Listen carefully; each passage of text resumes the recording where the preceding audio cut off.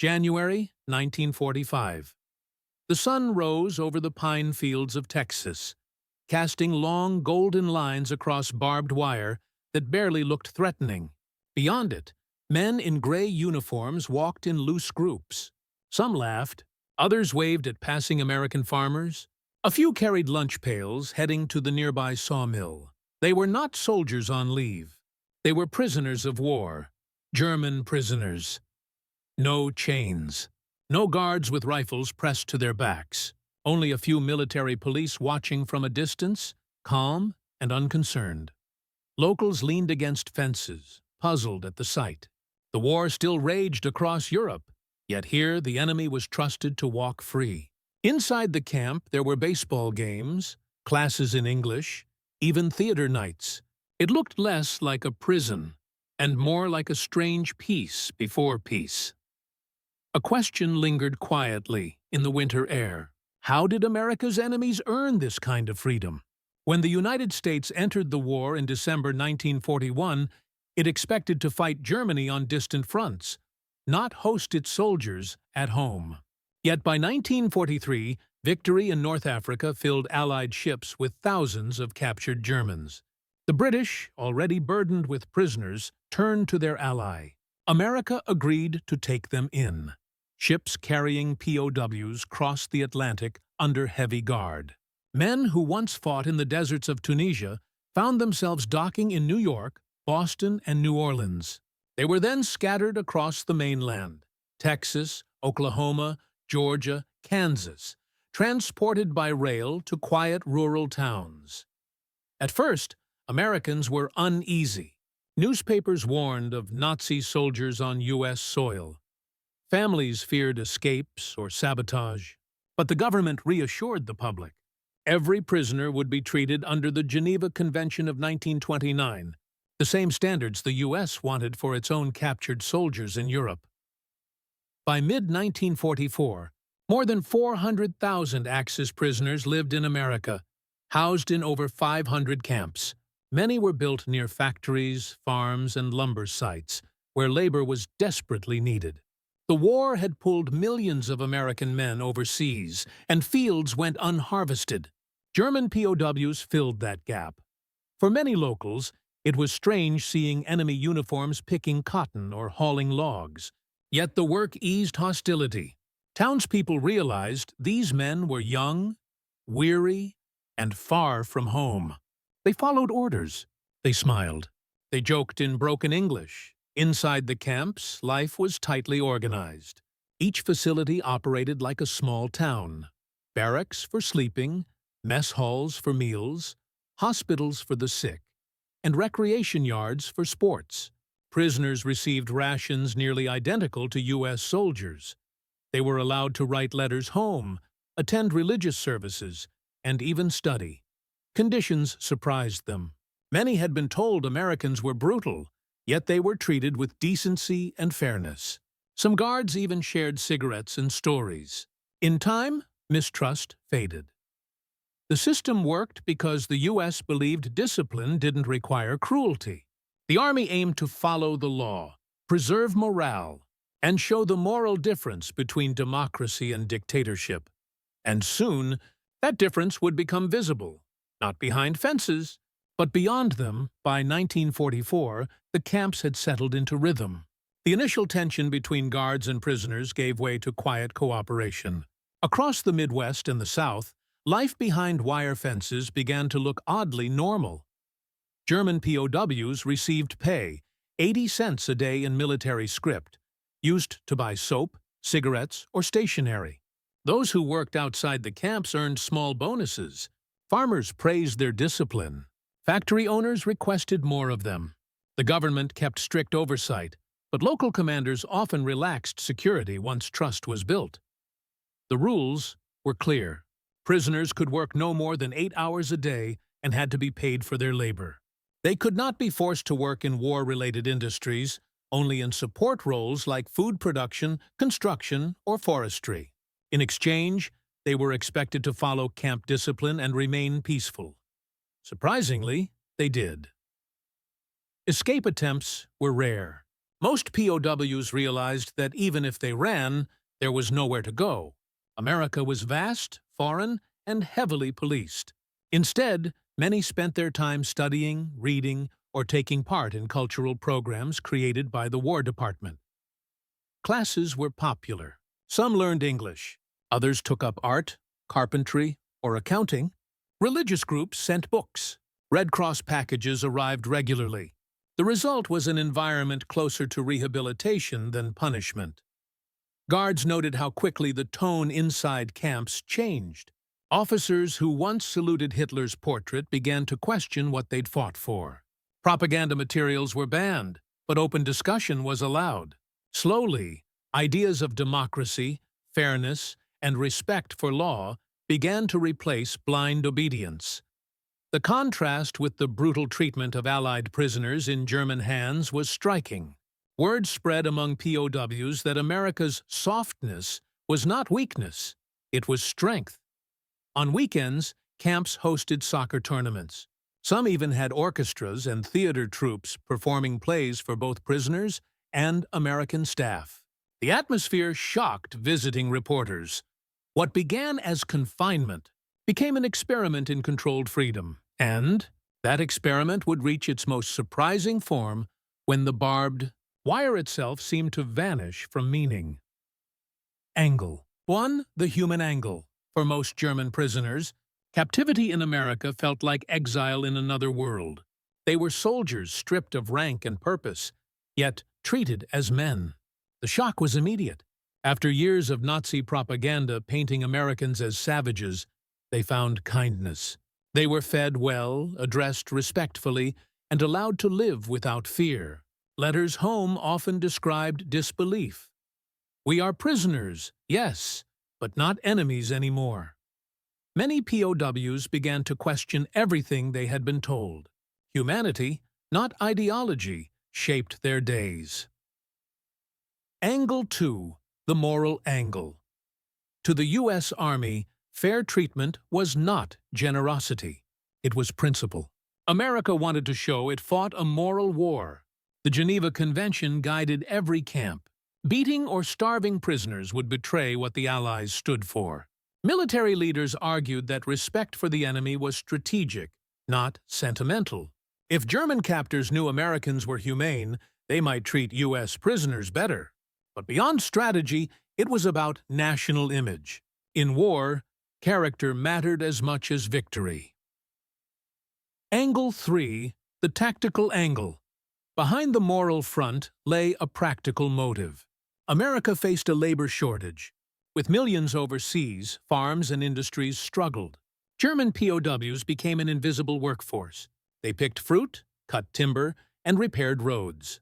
Their pay went into camp stores and back into the local economy. In some states, prisoner labor saved entire harvests.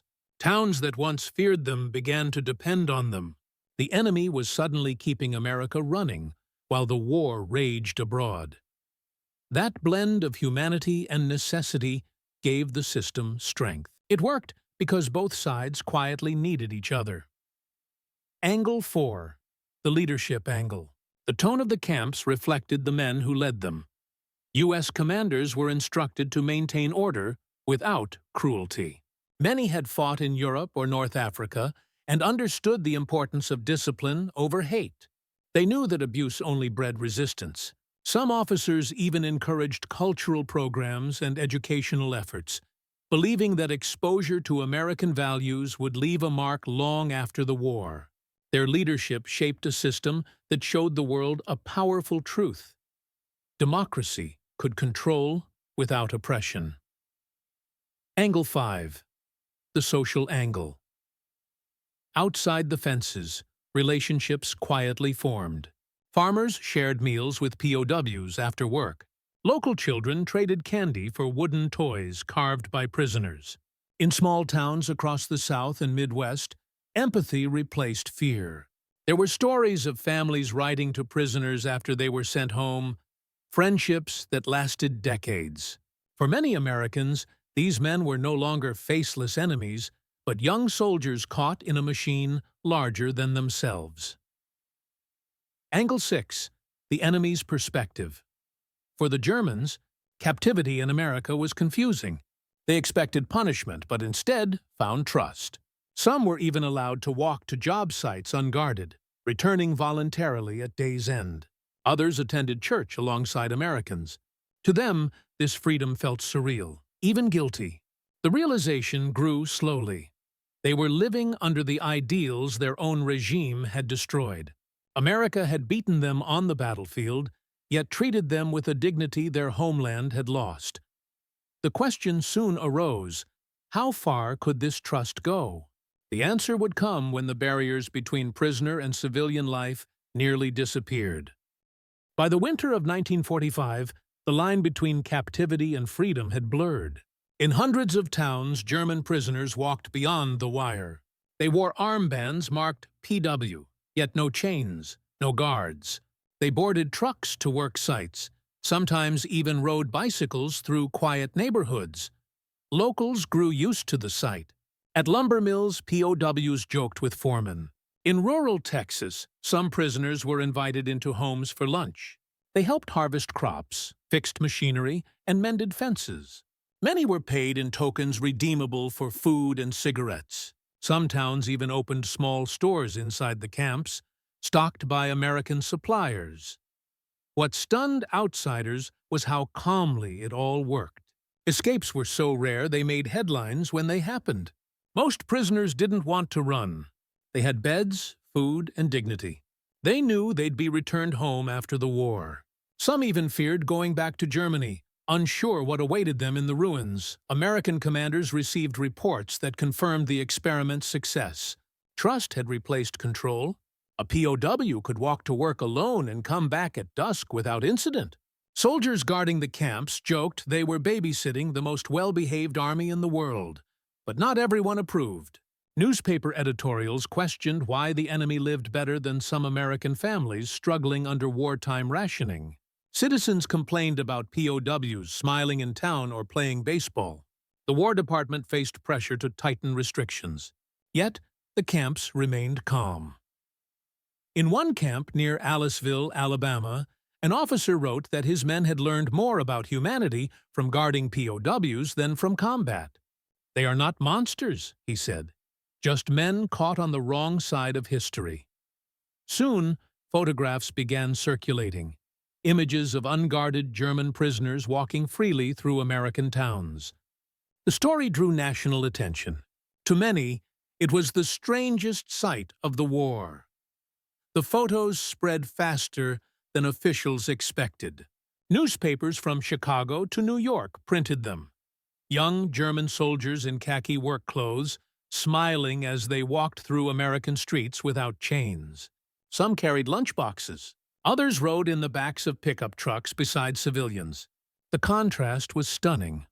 While Europe still burned, America had allowed its enemies to live almost as neighbors. The images shocked readers abroad. British papers questioned whether the United States had forgotten what those men had done. Yet U.S. officials stood firm. They insisted that moral strength was part of victory. The war would end one day, and how prisoners were treated would define what peace looked like. For the prisoners, the realization was deeper. Many began to see that they were living inside the very ideals their leaders had mocked. They could walk without fear, work with purpose, and be judged not by ideology, but by behavior. It was freedom, but controlled, measured, and conditional. Some prisoners later admitted they didn't want to leave. Letters from POWs described a strange affection for America. They admired its order, its openness, its fairness. They played music with guards, celebrated Christmas with local families, and debated politics without fear of punishment. For men raised under total control, it was a quiet revelation. One camp commander described it simply. They came here as Nazis. They left as men. By early 1946, as repatriation began, the reality of departure hit hard. The same prisoners who once longed to return now dreaded the train ride home. They were returning to a country in ruins, while leaving behind the strange, humane captivity that had changed them. The war was ending, But its human lessons were just beginning. When the war finally ended in May 1945, German POWs across the United States gathered around radios to hear the news. Some wept, others stared in silence. The Reich they had fought for was gone. Hitler was dead. Their families were scattered across bombed cities. For the first time in years, they were free from orders, but not yet free to go home. The U.S. government faced a massive logistical challenge. Hundreds of thousands of German prisoners needed processing, transport, and clearance. The war in the Pacific was still raging, and shipping capacity was limited. Many POWs remained in America until 1946. During those months, the tone inside camps shifted again. The atmosphere grew heavier. Rumors spread about conditions in post-war Germany: starvation, destroyed towns, chaos. Some POWs received letters confirming their homes were gone. Others had no replies at all. They began to realize that the barbed wire around them had become, in a strange way, protection. Still, repatriation began steadily. Groups were assembled, documented, and sent to ports. They boarded ships bound for England or France, where Allied authorities processed them further before final release. On the docks, American guards shook their hands. There were no jeers, no insults, just quiet farewells. Many left with small souvenirs, carved wood figures, English dictionaries, photographs with American guards. Some camps even held farewell ceremonies, with both sides singing songs. When they arrived back in Germany, the shock was overwhelming.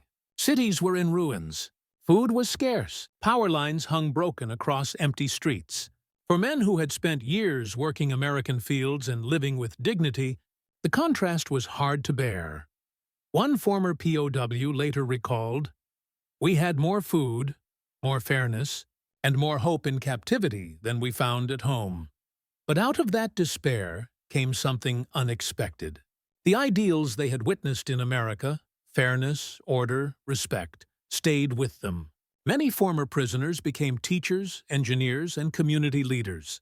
They rejected extremism and focused on rebuilding. The quiet lessons of captivity were now reshaping a broken nation. In the years that followed, stories of those German POWs spread quietly through post-war Europe. Some men wrote to the American families who had once hired them for farm work. Others returned decades later as tourists, searching for the camps that had changed their lives. Many described their time in the U.S. as their second education. Historians later noted a curious pattern. Former prisoners who had lived in America adapted faster to democracy than those held in Soviet or British camps. They had seen freedom applied with rules, authority balanced with compassion. It shaped how they thought about leadership and justice. When West Germany began rebuilding under Allied supervision, some of these men joined local governments or reconstruction projects. They promoted efficiency without cruelty, discipline without fear. America's approach to POWs had produced more than compliance. It had planted conviction. The prisoners had witnessed that respect could coexist with strength, that order didn't need brutality. Those ideas echoed in the generation that helped create a stable, democratic West Germany. Back in the U.S., most camps were dismantled by 1947. The barracks were sold or turned into schools and storage buildings. Few traces remained, but in rural communities, memories endured. Farmers still told stories of polite German workers who returned their wages in thank-you letters. Small-town papers kept yellowed photos of POWs playing baseball in dusty fields. For a brief moment, the boundaries of war had blurred. The enemy had lived freely among Americans, and the experiment had not failed. It proved that even in war's hardest years, humanity could still dictate policy. History often remembers war by its violence, not its mercy. Yet the story of German prisoners walking freely in the United States revealed another truth. Victory is not only measured by battles won, but by how power is used after winning them. America had every reason to treat its enemies harshly.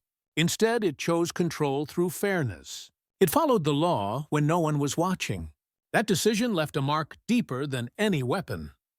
The POWs carried those lessons home. They had seen a nation strong enough to trust its captives, confident enough to let them live with dignity. For men raised under tyranny, that trust became proof that freedom worked. In the quiet fields of Texas, Alabama, and Kansas, war had briefly paused. Enemies became workers, students, and in some cases, friends. The fences stayed up, but their meaning changed. It was a reminder that even in the darkest conflict, humanity can still lead. And sometimes, the most powerful act of victory is simply letting the defeated walk free.